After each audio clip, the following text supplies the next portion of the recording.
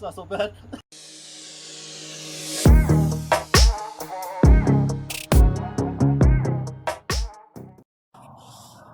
So there's bolt underneath here, and then this will come out, or screw, and that will come out, and we can transfer it over to the other steering wheel.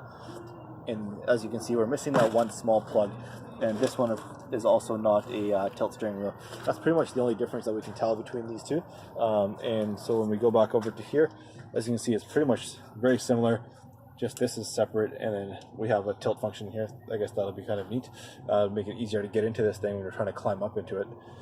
But yeah, so what we're going to do now is going to put the cameras away, and we're going to tighten this dash, make sure that it's, you know, not like this, secured into the truck. And then once it's secured in here, we will then go ahead and put this steering wheel in, get all that bolted, tightened right up, and then we'll go ahead and see if we can get this thing to crank. So there you go. Now wish us luck.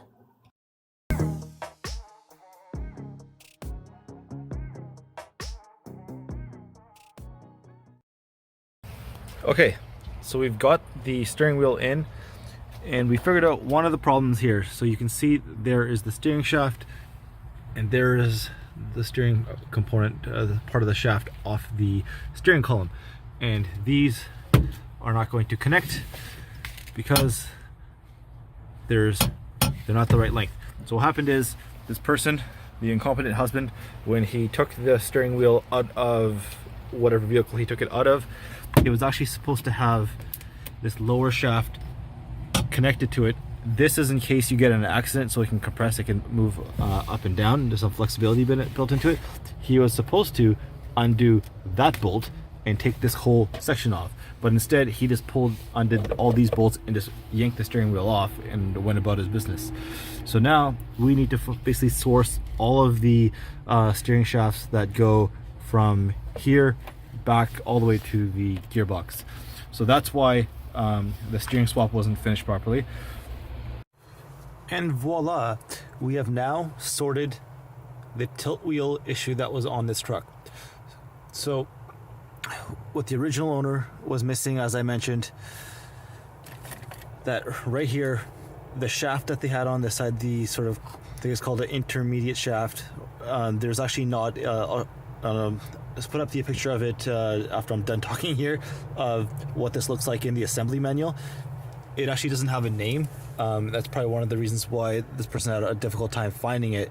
And it was actually not that hard to do this. So if you're doing this swap yourself and you're going from a non-tilt to a tilt wheel, that the column on the non-tilt wheel, the shaft that comes out of the column is much shorter. It ends off like right here, and it has sort of a slip fitting. Whereas the one on the tilt wheel has splines on it that we've seen previously. So it's splined on this end here, and then it's got sort of like the U-joint on the other end, which is splined and screwed in over there. All you need to do this is a 12mm socket, and you would loosen off right here. You can see that brass sort of bolt there. So take your 12mm, loosen that off of your truck that you've got, and then pull up. If it's not pulling up, give it a gentle tap, like with the hammer or a wrench or whatever, and it'll slide off because it's blind.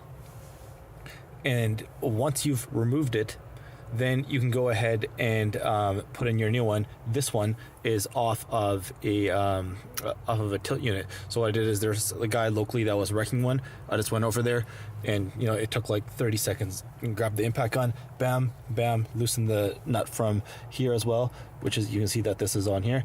Not nut, I meant bolt.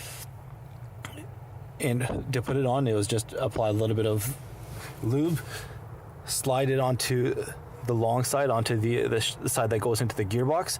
It'll go down more than what you need to, and then you can align on this side to be lined up with your with the steering wheel column, and then pull up. You might need to make sure that you're not cross-threading any shafts or any of the splines, and that everything is aligned the way it should be. That the flat spot is in the same spot on your intermediate joint here, and also on the shaft that's coming out of the steering column. and then pull it up. Once it sets itself a bit, you might have a little bit of a difficult time sliding it up.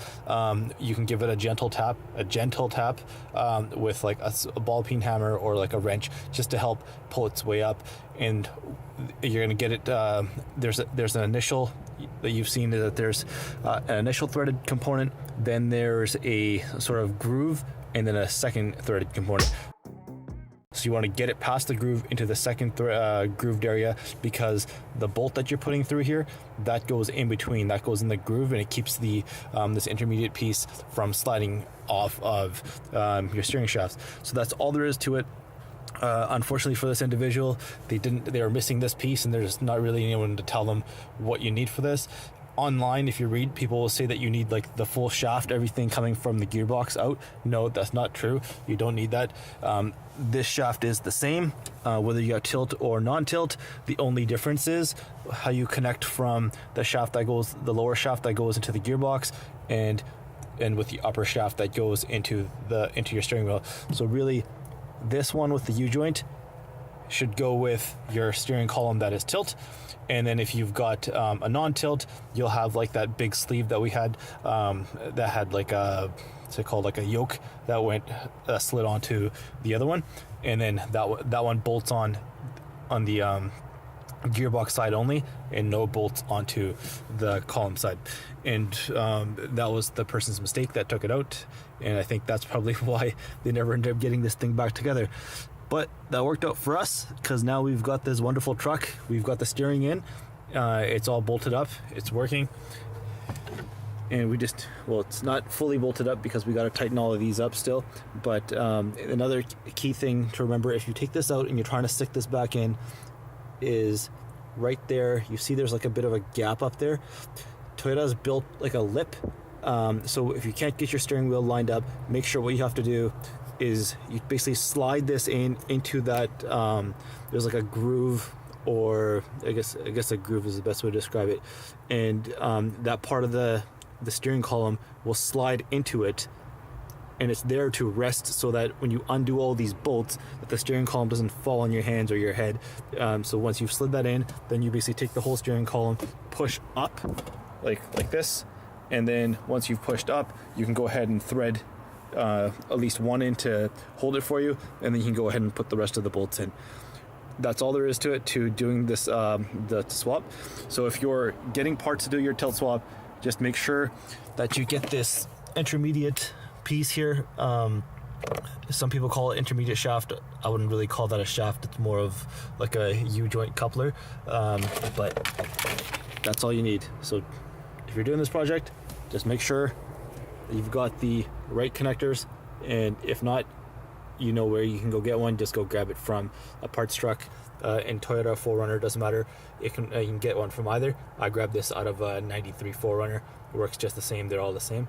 And I'll throw up that photo of the of the diagram from the Toyota assembly manual right now.